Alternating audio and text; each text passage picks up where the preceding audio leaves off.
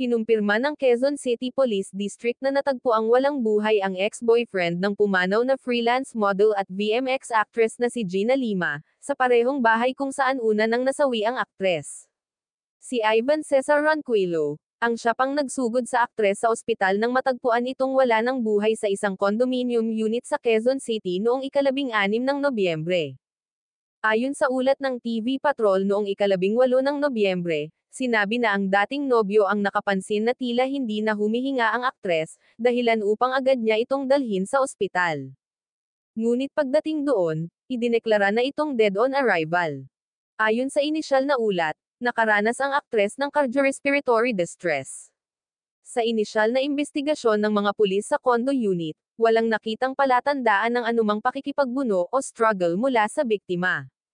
Samantala, nitong Miyerkules 19 ng Nobyembre, kinumpirma nila Loma Police Station Commander Lieutenant Colonel Jose Luis Aguirre, na si Ronquillo naman ang natagpuang walang malay, sa parehong condo unit kung saan nangyari ang insidente kay Lima. Isinugod pa siya sa ospital upang subukang i-revive, ngunit idineklara rin itong patay pagdating doon.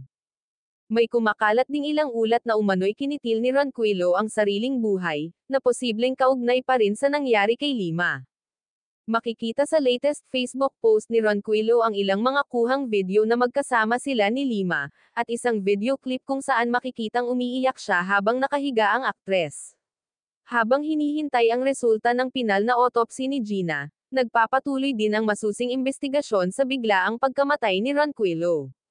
Patuloy na tinitingnan ng mga awtoridad ang lahat ng anggulo upang matukoy kung may kaugnayan ang dalawang magkahiwalay ngunit magkasunod na insidente.